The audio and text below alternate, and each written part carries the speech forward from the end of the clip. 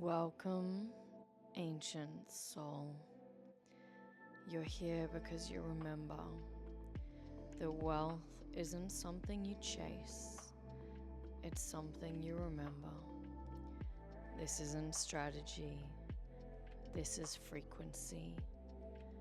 You don't manifest wealth, you become the field that it has no choice but to find. This is your new journey, your new path, the portal to a life beyond your wildest dreams, where you activate your life force and step into a world that's so much more magnificent than what it seems. I'm Eva Kositsky, your host, energy worker, wealth oracle, and guide to lead you to overflow. Let's go deeper than you could ever possibly know. Hello and welcome to another exciting episode of the Vibration of Wealth podcast. I am very excited today because I have the one and only Renee Claire, all the way from the Gold Coast. But let's face it, if she's ever there long enough, she's always traveling the world if you can catch her in a certain country. I am so excited for today's episode because Renee is one of my dear friends, and I have watched this woman, like, she is like a torpedo. She goes from A to Z in 2 seconds. She changes the world with moving. She is just like, she's either in or out. And if you get her in, if you get in to her world, you're very blessed. So it's such an honor to have you here. It's such an honor to call you a dear friend. And I'm so excited for this episode. Thank you so much for having me. Oh my goodness, I'm excited to be here. You're so welcome. So for anybody that is new or has never met Renee Claire before, she is very rare. Very rare. I'd say you are a diamond. Diamonds are made under pressure, and you certainly have been through a lot of pressure in your life. But I feel like right now you're in this beautiful heaven on earth phase where things are moving very fast, and you're able to hold this pure frequency of wealth consciousness where things are moving so insanely fast, but you're just on the magic carpet, relishing in all of it. So tell us a little bit about how you started, how you got to where you are now, because I know it wasn't always an easy journey for you. Yeah. Look, I mean, look, things are amazing now, but 7 years ago, I I went through a bit of a dark night of the soul, if you want to call it that. I'd had enough of my own BS, and I had got to a point where, I'll sort of compact this a little bit, but our eldest daughter at the time was 5. She's now 12. And she was having problems at school. She'd started the first year of school, and the teachers were coming in and going like, something's wrong with her. And as a mum, I felt like such a failure. And I felt like something was really like, oh my gosh, what have we done? I had my own demons going on. I had my own stuff. I had alcoholism happening. I was taking pharmaceuticals regularly. I was mixing the both. I had massive drug addict problems from my past that were still kind of lingering. And I did go out and get her help. And one of the things someone said to me was, well, what's going on with you? And I was like, what do you mean what's going on with me? I'm fine. It was not, let me just pinpoint that, it was not fine at all. And they said, like, she's only a reflection of you. And I was like, what do you mean? Like, I've never heard that before. Like, can't you just fix her? Can't you help her? And it really got me thinking, and I kind of like crumbled in this moment because I was like, well, hold on. She is literally saying to me, Mummy, I will never be good enough for you. And it broke my heart because that was how I felt inside. And she was just mirroring it back to me. And so I asked this man that I met who was a coach, and I said, like, can you help me? How do I change? What do I do? Like, I don't want this for her. I love her so much. I love both our girls so much. And he took me on a journey and showed me some things to change. And I managed to meet some beautiful people through his community who also helped me. And about 6 weeks later, I learned to love myself.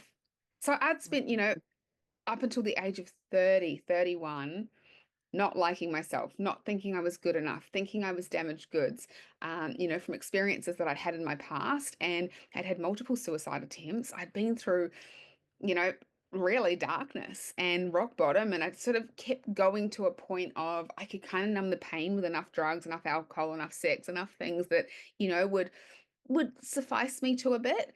But I'd never really dealt with any of it. I'd never really healed any of it. I didn't know I could. I'd tried therapy, I tried counseling, and they all just said, well, you have to stay this way. Like it's who you are. And so finding this freedom was like finding a breath of fresh air. Like when you go outside in the morning and it's crisp and it's beautiful and you're like, like same sort of feeling as getting into clean sheets. Like, oh, this feels really, it's one of my, favorite moments. It was so good. And that's what it was like. And like just prior to this, I had my very last ever suicidal tendency. And I remember the date to a T. It was the 5th of March, 2019. And I remember the date because somebody I know had actually just taken their life. And I remember not understanding this, but also not understanding why that couldn't be me. And I was Mm, so distraught of like, and this person was very talented. This person had been on Australian Idol, and this person had a beautiful singing career and voice and was loved by so many people, and she was gone. And it really shook me to my core. And I remember being in the shower on the floor at this point in time. This was right before I had the transformation. And I just like prayed. I said, like, if there is a God, if there is someone bigger out there than me, show me how to believe in myself. And I will show every other person I come in contact with to do the same thing. And that was 3 days prior to meeting the person that changed my life. So, you know, ever since, like, that was 2019, and ever since I've been on this path of helping people change the way they think, feel, and act so they can have a better quality of life and be happier. And it's been one person at a time. And now, we've traveled the world. We've run retreats internationally. We've just run one. We just came back from Canada. We run them in Bali. We run them in New Zealand. We run them in Australia. We run them in America, Hawaii.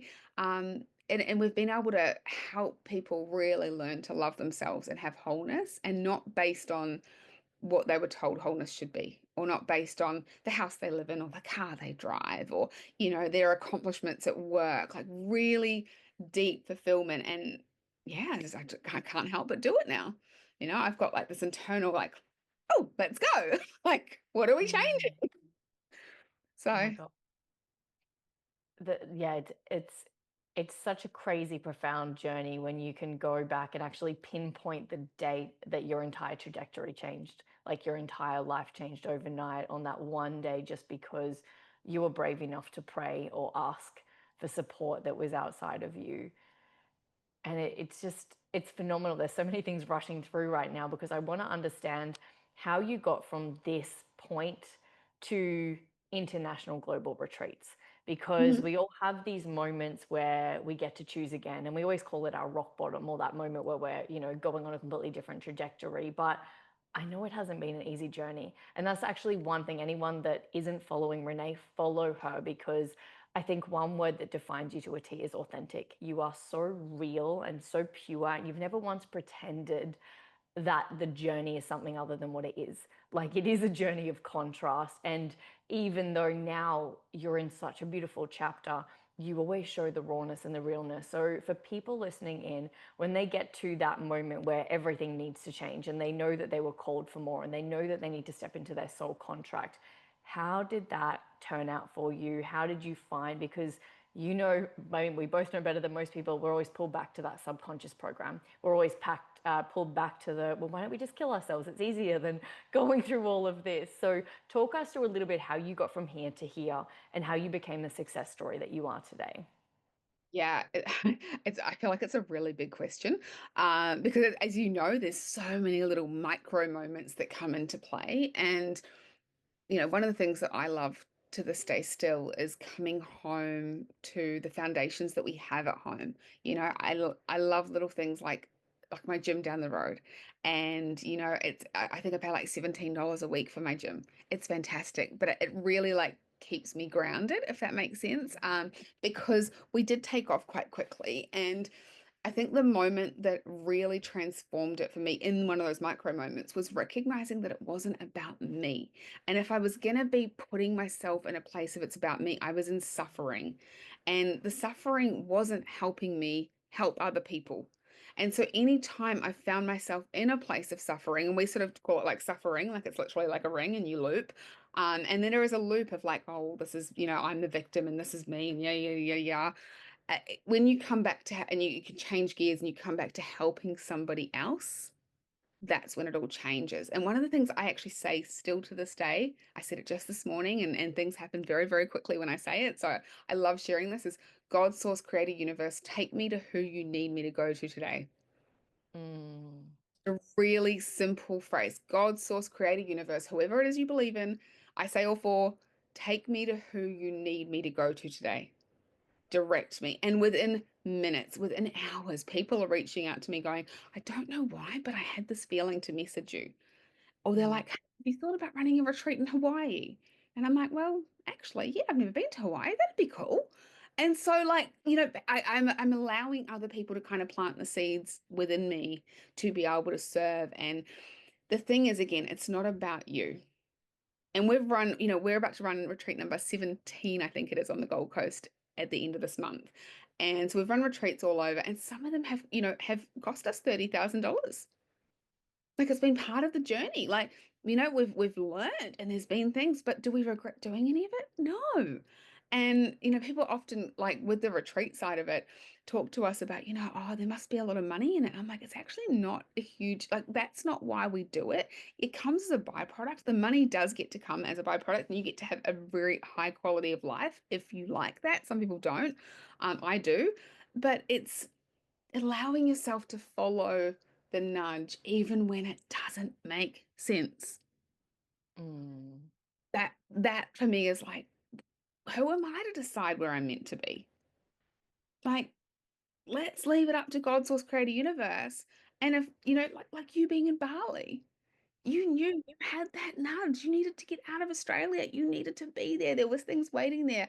We have that kind of inner calling, and I think too many people don't listen to it. mm. 100%, 100%. So earlier you said about the wholeness and people feeling whole, and I think this is so important and it's such a big thing. And I was actually thinking about it the other day because I'm always talking in weird esoteric energy terms, and I'm like, there's holes in fields, and then I'm like, wholeness. It's one letter, like it's a whole or a wholeness, and the pun and the irony that it's one tiny little switch. It's you're either choosing to leak or you're choosing to be whole. And I know that you've worked with hundreds and would have influenced tens of thousands of people all around the world by now, subconsciously and consciously. I want to know how you would get somebody to step into their whole state so that they can start living a life. Because often we look at people that have millions and millions of dollars, and I'll tell you, they're the most broken people on the face of the earth, oftentimes because they've got the material wealth, but the internal poverty. I want to understand how you go through this process with your clients, how you help them see that it's easy to be one with yourself and to do what you're doing so humbly, because it's so funny. We always talk about this so effortlessly. We're like, yes, we just show us where we need to go. And for most people, the control comes up and it's like, oh my gosh. So talk us through, for anyone listening that's like, what you mean? I'll just give away my power to the universe and follow the internal call. So talk us through this process and how you do it with your clients. And I know extensively that you have worked with so many people around the world going through very, very different processes, and you have these unique gifts and abilities that allow you to do it differently for every single person. So I understand this is not a blanket fix for anyone listening in, but we'll give you kind of a foundational approach. Yeah. No, and I love the question too. And thanks for asking it, Eva. Like the wholeness piece comes from having an open heart. And Mm, so something that like we're really passionate about Dr. Joe Dispenza's work, and we've attended several of his events and learned a lot of the tools that he's taught. And one of the things I see, and we work with a lot of women specifically as well, what happens is when the heart closes down, the energy often can get very stuck. And so, in the bottom three centers, and just, putting this in a blanket kind of, term, people are living in survival. mm, And they could be. multimillionaires, billionaires even living in survival. And that's where they start sort of searching. They're like, I want more. But haven't I sort of achieved this and haven't I got this? And it's a really interesting concept because what I see is when that heart cracks open, when they become vulnerable, when they open up and they really open up, it's like the energy just goes zoom and it comes up and then it gets to really connect in.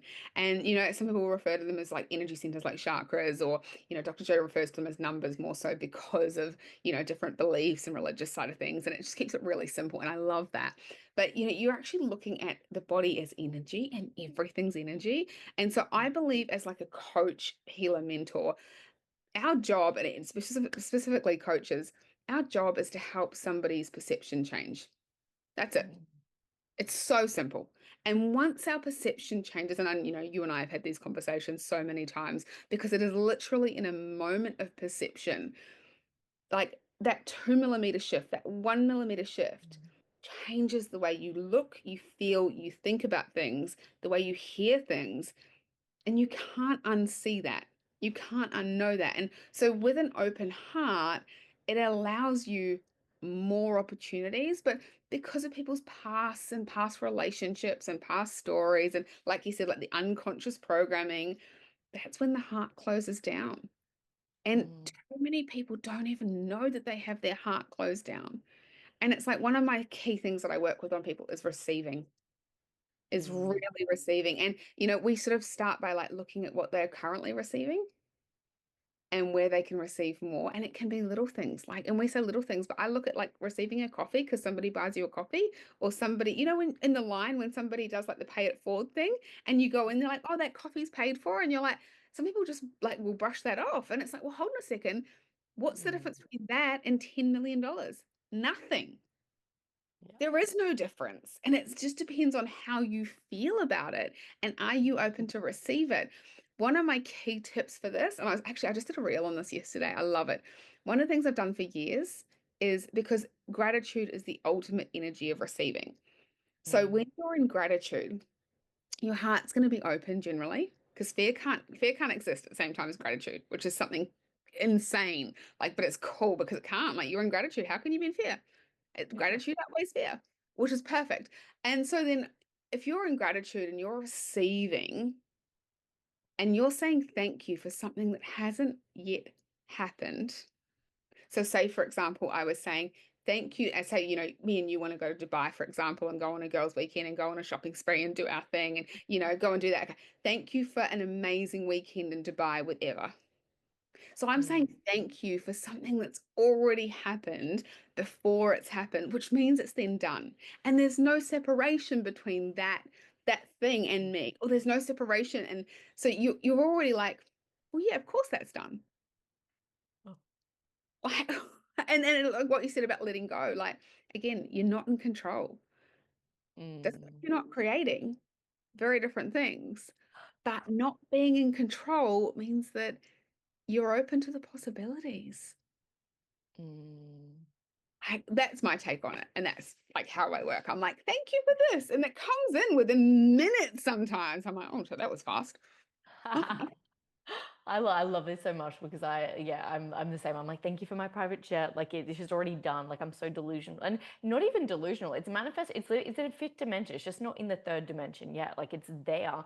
It's waiting for me. It just hasn't come down to this dimension yet because it's getting serviced in the fifth dimension. Like it's my mind has to like compartmentalize to understand this dimension. But the thing that actually came through when you were speaking was, and for a lot of people listening in, I know you're high achievers, you're high performers, you freak out slowing down, you're always moving from rush. And the thing that came through is interviewing Renee. I'm so grateful because I'm sitting here and I'm receiving her essence, I'm receiving her energy because I'm in my body. Whereas if I was in my head, I'd be thinking, what's the next question I need to ask you? What is this? And I'm not actually in the receptive mode, but because I'm just like, whatever needs to come through comes through. When you speak, you're transmitting energy and codes, and you have such a beautiful energy. And so I'm just like, I feel like I'm in a sound bath when you speak, and I'm just like, oh, take it away. Like it's so beautiful. And I really wanted to share that and honor you for that. And let's talk about this journey of the heart and opening the heart, because it sounds so easy. it sounds so effortless. It's like, yes, but I remember years ago, I must have watched a documentary on Gaia, and it was talking about how most people in the world have shields over their heart.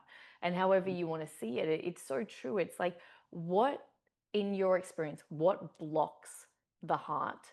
And how can we get people to open it instantly? Obviously, gratitude and things like that, but more permanently open so that it's not just these quick fixes. Like, what can we really do to just crack open and walk with an open heart? Because you'll know people that have closed heart, they're probably shrugging, it's like, don't look at me. And then people with open hearts, hello. Yeah, no, totally. And you can completely see it in body language. You can see it in energy. You can feel it when you meet someone, right? Whether they're closed down or they're open. One of the key things I would say to change it permanently and to be in that place of receptivity, is that the word that, yes, that's the word that I'm looking for, is to like the energy of receiving, is to forgive yourself. Mm. And not just yourself, but forgive people around you that you haven't forgiven. And that's something that something that I've experienced working with people, working with hundreds of people all over the world now, one-on-one, and then thousands within our groups and different things, is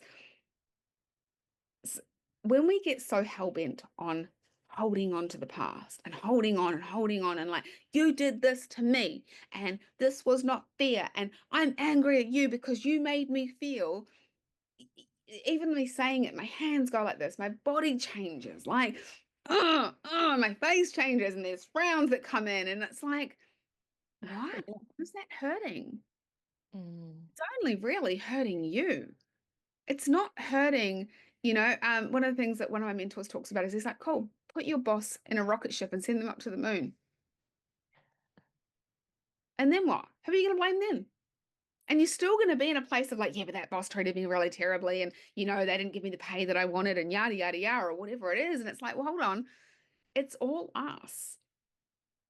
We're Mm. creating everything, the good, the bad, the ugly, all of it. And so it's like taking that responsibility and forgiving yourself first, just for most people, takes such a pressure and weight off their shoulders. And some people don't know that they can do that. Mm. So powerful, because deep down subconsciously we know that we're the one that's chosen it. And so it was never about that partner, it was never about that thing. It's just like, I forgive myself for choosing that partner. I forgive myself for staying for longer than I needed to. I forgive Yeah. myself for accepting that level of income for far too long, or accepting that boss when I always had the choice to walk away, but bullshit thoughts around not being able to walk away kept me locked into the jail cell. Majorly. And it is forgiveness for not moving sooner.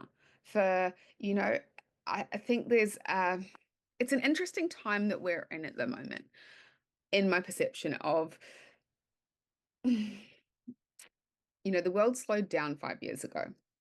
Mm. When everyone went through that, the world slowed down. We were shut out of countries and all the things, but the world took time to slow down, and it's almost like it's balanced out, and there is so much rushing going on. There is so much, and again, perception, depending on where you are. But I see this, it's like, oh my gosh, I've got to get this done, and I hear this from women as they age, I'm running out of time. Whether it's families and having kids or getting married or building the business or having the money. And then I also hear them say, I should be here by now. Mm. Should be here. And I'm like, you should be where? And anytime I hear the word should come out of someone's mouth, I'm like, is that really your value or is that someone else's? I should have had kids by now. I'm like, but do you actually want to have kids? And they're like, well, yeah, I got told that I need to. And I'm like, so that's been told to you from someone else and you've taken that on. And they're like, Mm. oh, and this is a really cool thing to understand, is like, what world are you actually living in? Are you living in your world, or are you living in, your parents or people around you? And I think there's so much conditioning that happens. And yeah, it's crazy. I love that. I used to have a PT that was always like, stop shooting all over yourself, Eva. Stop shooting all over yourself. And I was like, okay, never use that word again. It's not the vibe. And it is interesting where the world's going. And like a lot of, actually, I saw a post this morning, and this woman, that I think it's like a trend at the moment where it's like, I manifested so hard and this is my life. And It's interesting because the thing where my mind goes is we're always manifesting. The whole thing's a manifestation. We've got to stop this. Oh my God, I'm going to manifest. It's like your entire life is a manifestation. This podcast is a manifestation. Like me drinking water is the manifestation. Like it's all a manifestation. And when we think that we can only manifest certain things, we're still stuck in the limitations of it. Because, like, well, I can only manifest this. Everything else is just, whoop, who would have thought? Totally. And what I hear in that is like the responsibility piece. Mm, We're responsible for it all, which is, I think, quite empowering. Because it's like, well, if I can create that and I don't like that, well, then I can uncreate it, can't I? Of course I can. And it's, mm, yeah, like I like to use the word like illusion or hologram. And when you start to understand energy more, and again, I didn't understand this. I was creating my world prior to doing this work. You were still creating all of it. And so it gets to get better and better and better because we're creating it. Like even as you're talking about like your private jet, I see if an image of you in like a big furry type jacket. And it's like one of those fluffy, I don't know what you call them, but I can see you there on your jet. And it's like, yeah, because you've implanted that into the field. So it's there. So I could feel that when you're speaking about it, mm. which is really cool. I love this, and I always play with the notion of what's for you is always for you, and what wasn't for you wasn't for you. And while I've experienced things in this lifetime, like in Australia, I had the most incredible office. It was a Pinterest office. It was so beautiful, all white, pink walls, every Pinterest picture, like it was a vibe. But it actually was never on my highest timeline. It was just something that I desired from conditioning. And I'm like, oh my God, literally choking. It's like, yep, that's true, confirmation. It, I got to live it, I got to experience it, and it was beautiful. But I remember walking out of that office one day, and my Claire audience is like, you need to let the office go. Like it's time. And I noticed that we all have these choices in our life. It was like that choice that you had when you could have ended your life or you could have moved forward. And it's like you can choose the highest timeline or you can choose what's not for you. And the private jet always just came to me. It was so random. Like I just like no one. I don't know anyone that wants a private jet. I mean, now I do, but back then I didn't. And it's like these things are for us, and then there's things that aren't for us. And let's talk a little bit about like the field of planting things and how I'm curious to know like your perception on this field of how we're planting things. And for anyone listening in, Renee and I are very psychic, but also anyone listening in is psychic too. It's just that we've spent a lot of time alone, meditating, sitting in oneness. So I believe that it's easier for us to read things like that and see things like that because we've unlocked our six senses and our unique gifts and our abilities. So let's talk a little bit about this field, how you look at it, how you create every single day. We're always creating, we never stop creating, but what you do if you have certain rituals, practices, and I'm curious if you feel called to dive into like people that are manifesting from conditioning versus people manifesting from their highest timeline and just all of that, whatever channels through. Yeah, yeah, yeah, cool. Okay, I love this. I'm like, oh, okay. So if we're talking about the pattern in the field, so within the 5D, this is the way that I do it. And again, I'm super simple. It has to be simple for me. I have, if we want to talk about neurotypical brains, I have definitely elements of ADHD and can like, I can go from one thing to another, to another, to another. And I'm like, oh, and so simplicity for me is key to get stuff done and to have motivation and momentum. It's in the moment of decision that the pattern is then embedded into the field. But what happens for me with a decision is it's then done. So you're gaining oneness once the decision is made. And so, as an example, with our retreats, often, often I will get the download. I will get the information come in that goes, oh, Canada, that would be fun. And I'm like, oh, yeah. I said to Dan, my husband, should we run a retreat in Canada? He's like, yeah, let's do that. Okay. So there's a decision that's coming in. Then I put it out. I'm like, we're going to run a retreat in Canada. Now I've already decided in that moment that we're going to run it, whether it's one person, seven people, 10 people, 15 people. we're going to go to Canada. So I'll start looking at locations in Canada, and I'll start like, I haven't been to Canada before, for example. This was our recent one. So it's in the moment of decision that that is already implanted into the field. Then people come through and they're like, I'd love to come to Canada. I'm like, cool, here's the details. They pay the money, they do the thing. Then for the like 7 months prior to going, I can see that image. I can feel that. I can experience what that is going to be. Um, and that's how, like, the best way that I can say is when you decide on something, you put it into the field for it to become oneness. Mm.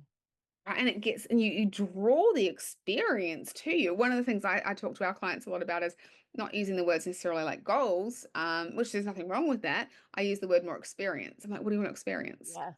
If I'm like, when people say goals, I'm like, oh, I'm like, you're choking me.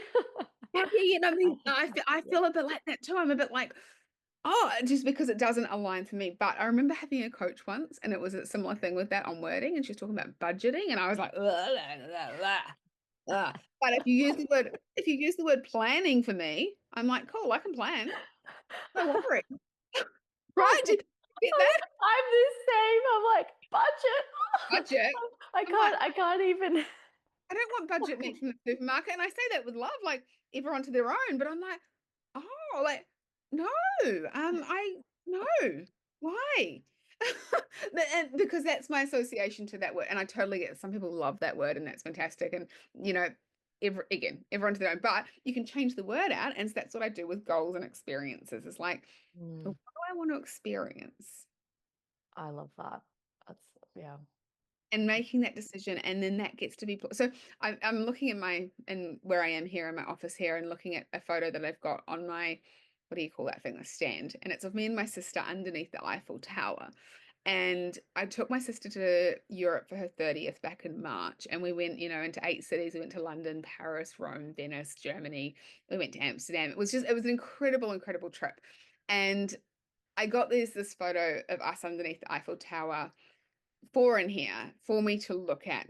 And I do. I'm such a visual person that I look at that daily. Now that we've done a trip like that, and to her, that was a really big deal. And, you know, it was an awesome experience. I'm so grateful that we got to do it. Being able to give that to her, now I'm like, well, let's go to Greece. Let's go, let's go to Turkey and Greece, and let's go and do like another level. And that's what happens when I look. So even me saying that, I've already planted that in the field. I don't necessarily have dates for that, but those dates will come. I'm just waiting on agreements from a few different people and, you know, organizing some stuff. You get to decide, and in the decision, the action gets to come to you. Like evidence gets to come to you. But it's you not needing to control how that works. Right? So cool. Okay. That might be Greece in 3 months' time, might be 6 months' time, might be 8 months, might be 2 years. I don't know. I But love this. I love this so much. This is the template. You'll never guess what's actually coming through again for me. And I did plant the seed last year and I got rid of that, but ayahuasca retreat in Brazil. It's come back. I've got a friend going to Machu Picchu. It's starting to like it's I'm impregnated with it right now. Like it's early stages, but I know that it's coming. And then this morning when I went to my wellness club, the first woman I saw is like, I just did ayahuasca last night with a couple from Brazil. I was like, stop it. I But know, that I know it's coming. And then my other friend's going to Machu Picchu, and I'm like, okay, well, I'll just cross that off my bucket list too. Like it's incredible. But what's coming through right now, because obviously I do all the work around the energetics. You were in a point of your life where the downloads wouldn't have even come in. You know, it was like you've experienced this dense energy. And I want to know, for anyone listening that's like, well, where are my downloads? Like, where are these things happening for me? Like, how have you gotten yourself to this like beautiful, and I like to call it clean energy, this like stable foundation, clean energy, clear vessel that allows these downloads to come through? And have you noticed over the years that more downloads come to you now, or you're just more compliant? Like, talk us through this piece, because I feel like this is such a golden piece to unlocking your dream life. again, I love the question. because I could talk about this stuff all day long. Yeah, I couldn't receive before. I not Mm. only could I not receive downloads, I couldn't receive money very well. I couldn't receive compliments. I couldn't receive love. So it was a really big receiving piece, right? And they would have been trying to come through to me, but I was blocked off again. What was closed? I was closed here. So, and like you said before about the psychicness, right? We've gotten really good at it. It's why we can do it. It's why we're able to be able to listen. Like I can know things are going to happen before they happen a Right. lot of the time. Yeah. And the synchronicities, and to understand to look for those synchronicities or to be aware of those synchronicities, because you totally could have ignored that with the like talking about someone doing ayahuasca and with people from Brazil. You could have completely just gone, oh, yeah, whatever. That doesn't relate to me, but it does. So the key here is trusting yourself. You have Mm. to trust yourself.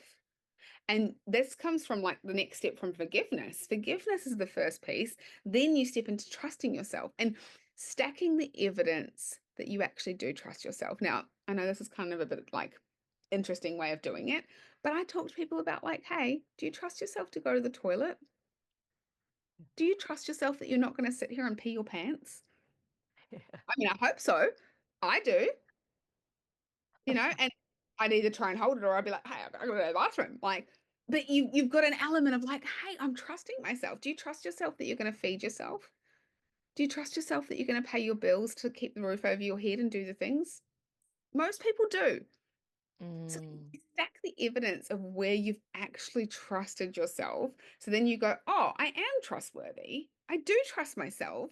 And then again, that opens up your heart to you so the messages can come through. And look, total transparency here. Sometimes I don't listen. And what Mm. happens to me is when I don't listen, it gets louder and Mm. louder and louder and louder, and it does my head in. And then I'm like, okay. And it's interesting, I get asked this all the time around clients and stuff, actually. I will often get the message, like a download, to message someone. And I will sometimes see their name. I will see their first name, their surname, and I'm like, oh, that's interesting. And then it comes in again. And it comes in, and I'm like, why is this person taking up rent-free space in my brain? And then I Mm. listen, I'll just message them and be like, hey, are you okay? What's going on? And they're like, oh my goodness, you have no idea how much I need this message or I need this thing or I've been thinking about you. And I'm like, oh. And sometimes I'm like, sorry, I've actually had that message for 3 weeks and I didn't act on it. Apologies. Like I own it because, and it kicks me up the ass. It reminds me, it's like, hey, listen to the messages that are coming through. Mm. They are there. I think there's an element too, depending on what you believe, sometimes there's ideas that come in that if you don't necessarily maybe listen to or do something with, they might be given to someone else. And it's not from like a lack perspective, but sometimes there's things that need to be taken action on from God, source, creator, universe in the moment. And if you're not going to listen to it, well, then the message is going to find someone else that is open to listening to it. Mm. Like and it's having the courage, I think the courage to take the information and not know that it's going to make total sense at the end.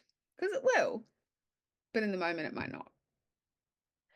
I love this. And the other piece of this that's coming through is also about discernment. It's like when we are this open channel, because I'll link it back to the ayahuasca this morning. The lady gave the shamans details, my number, so they contacted me for a ceremony this weekend.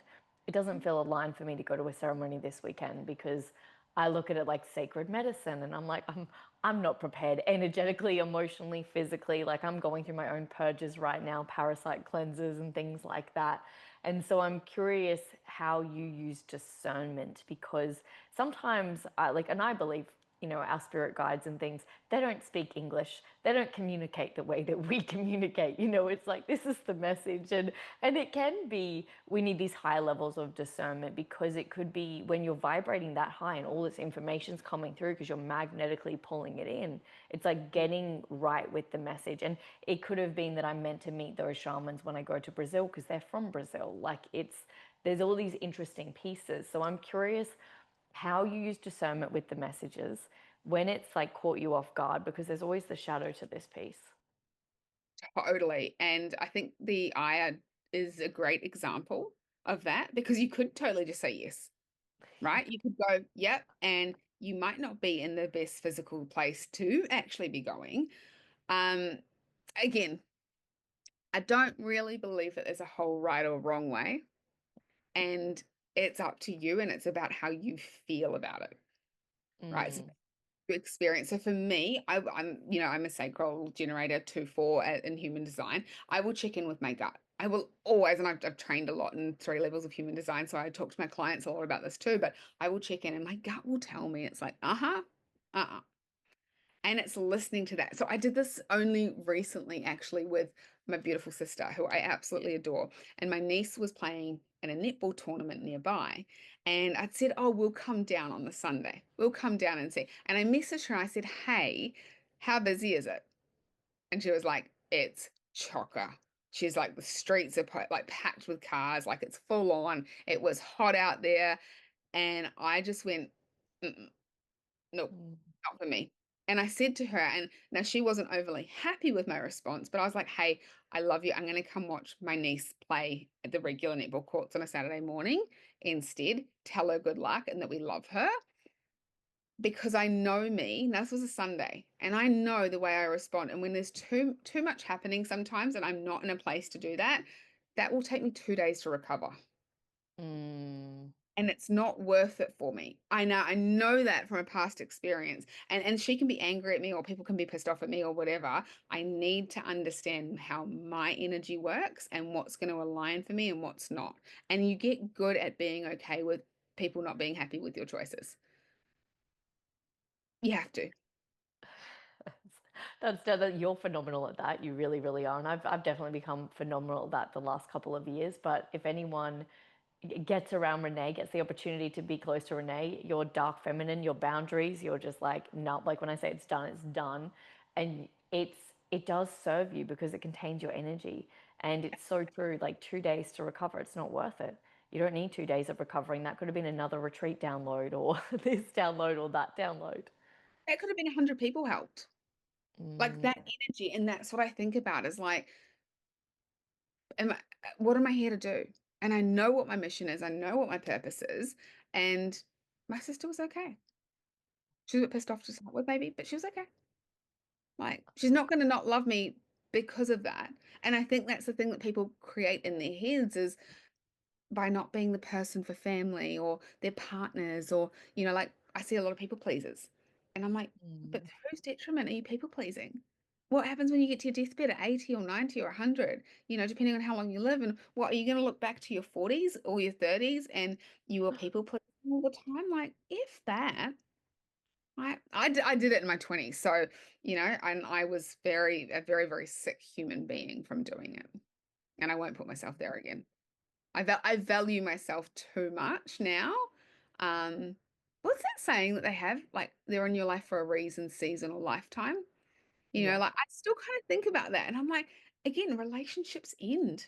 Some things Mm. come to an end, and it's like, just like an intimate relationship, some friendships end, some business relationships end. And it's like, okay, cool. Like, thank you so much. I had a fabulous time, but we've now just gone on different paths. And I think that's a really beautiful thing to be able to understand. Like Dan says, I cut people really easy, but I'm like, I just don't have time for much else.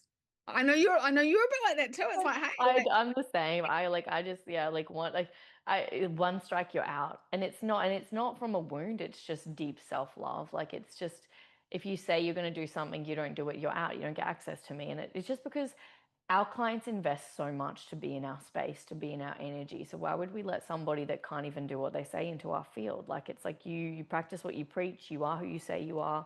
And people that have weak boundaries or standards or don't value my time, like it's just I don't get these minutes back. I can make money, we're making money right now. I get money all the time. Money's always coming, but I'm never going to get this moment back in time. So if you want to disrespect it, I'm not even going to explain to you. I'm not even going to waste my minutes explaining to you why you don't get access. I'm just like, thank you. Like you've shown your true colors. And when we're moving on these rocket ship journeys, I think it's a next level refinement and precision.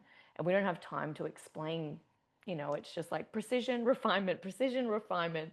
And I want to be around people that are living a life that I want to live. If I meet you in 2 seconds and you're talking about all the alcohol you drink and all the people you've slept with, I'm not going to judge you, but I'm not going to be friends with you because that's not the life that I want to live. Yes. And it might have been when we were 20, you know, when we're going through other things, right? And that's the other part. It's like, hey, I've been there and I've done that. And I know what that was like. I don't want to be there.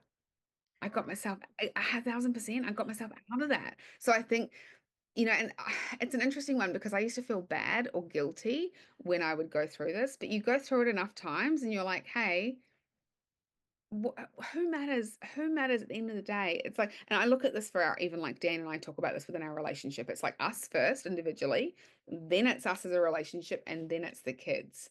And we talk about this. It's like, because at the end of the day, we're still going to be here together when they move out and they go to uni or they travel the world. When my oldest daughter wants to go to Broadway in New York, she's a dancer. And so we took her to New York last month to go and show her New York and Times Square and took her to Broadway. And she was like, oh, we kind of took her out of the intention of like, let's show her and she probably won't like it. Oh no, she loves it. Okay, so you need to buy an apartment in New York City so I can live there. And I'm like, cool, okay. Shit. You're her mom. She's not going to have small dreams. That Broadway's in her heart.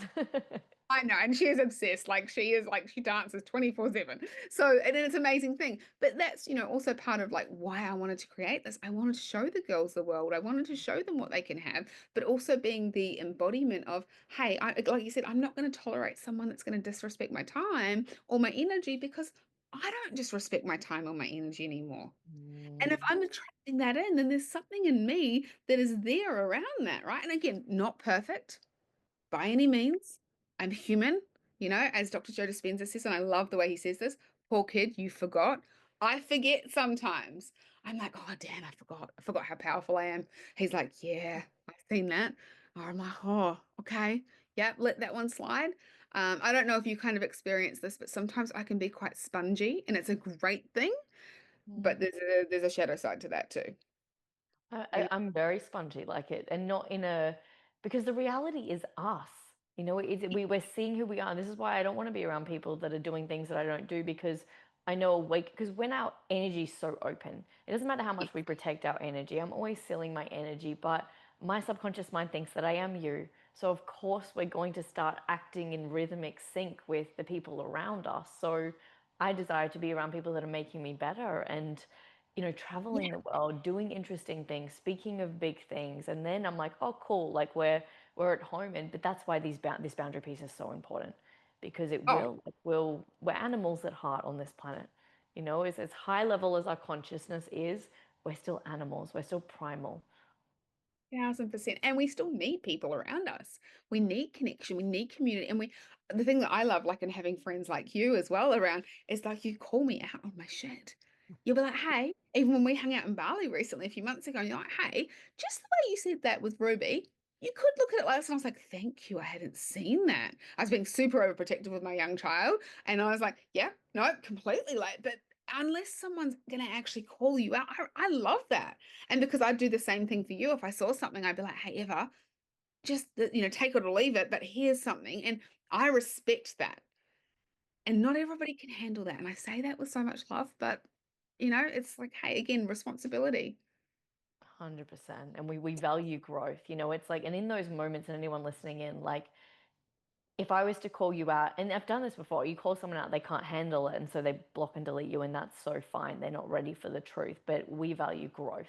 And so if you can see my blind spot quickly, I want to know it. Like, I want to know because you're at that level, it's a different level, and we know that it's not coming from ego. I would never, ever, ever show you something to block your growth. It's like, hey, I know that, clearing this will take to the next level, and you do the same for me. So, yeah, it's so powerful having friends at a high level that It's, actually it's do this work. Yeah, Yeah. major, because again, you become what you're around. So if you want to be around, if you want to be making more money, be around people that are making more money. If you want to be traveling the world, be around people that are traveling the world. Like if you want to stay at home more, be around people that stay at home more. Yeah.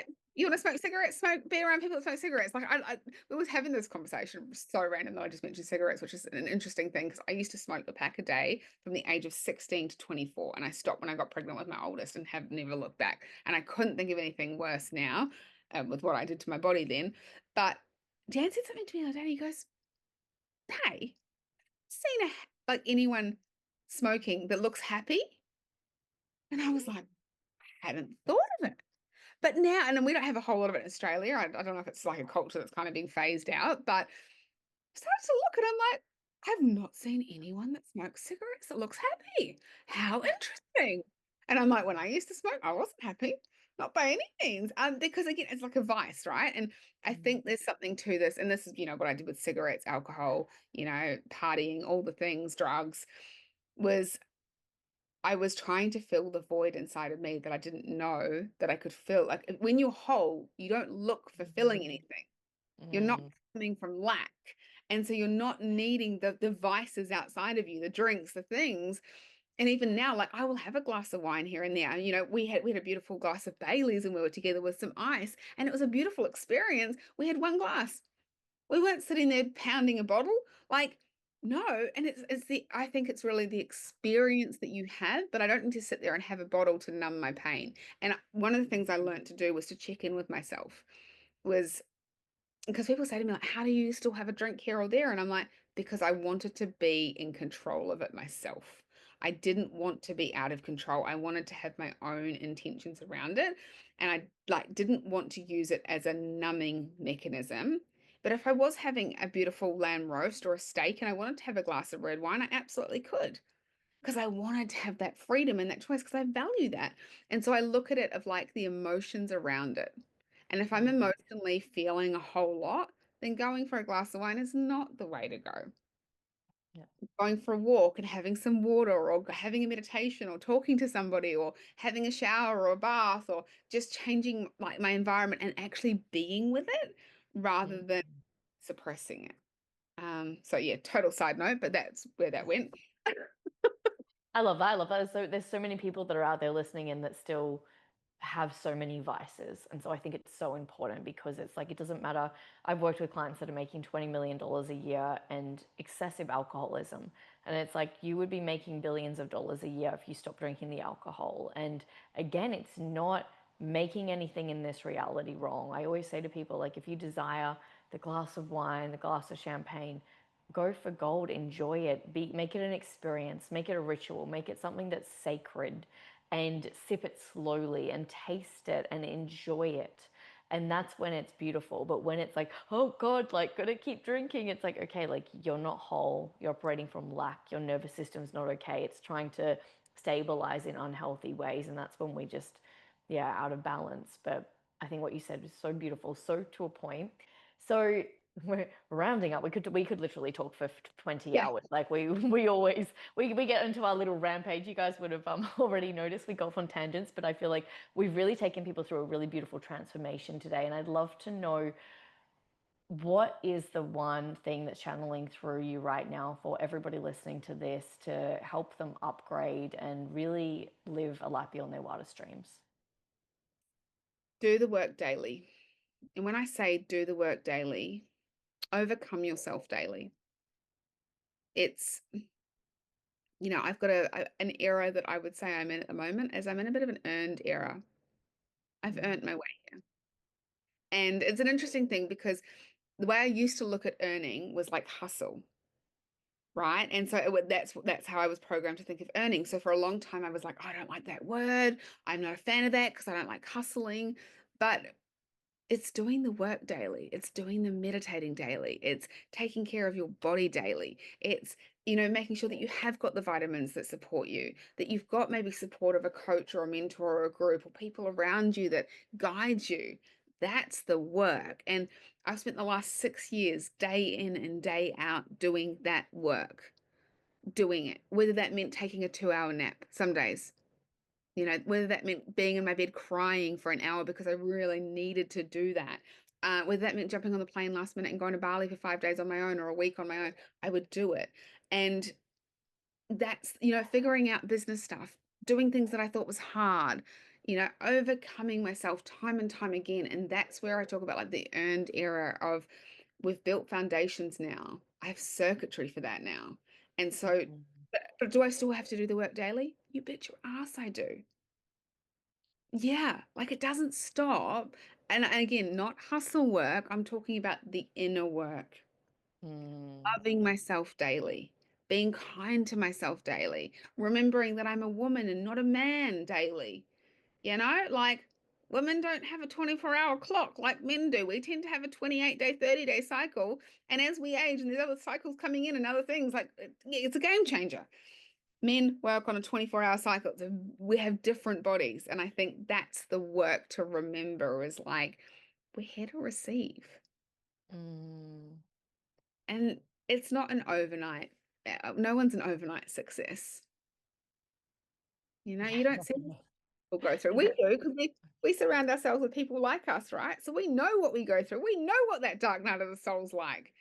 Yep. We know what it feels like to want to give up at times, but we don't.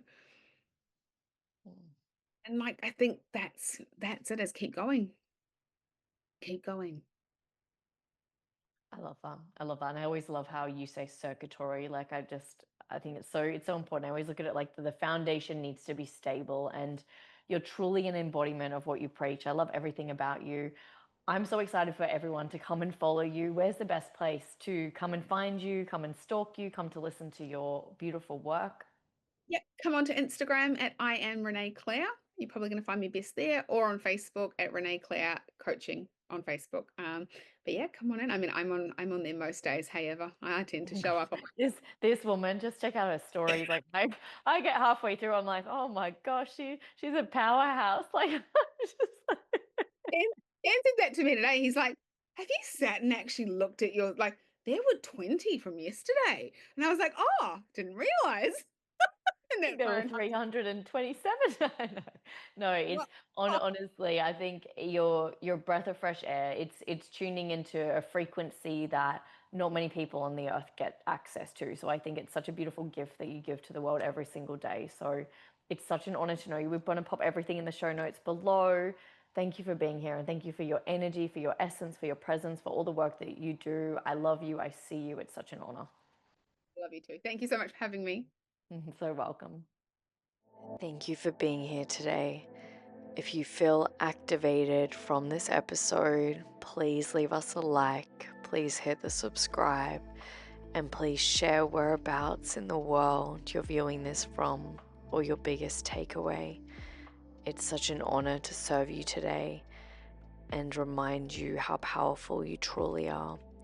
If you'd like to go deeper and unlock your soul's medicine, and click on the link below. I love you. See you again soon.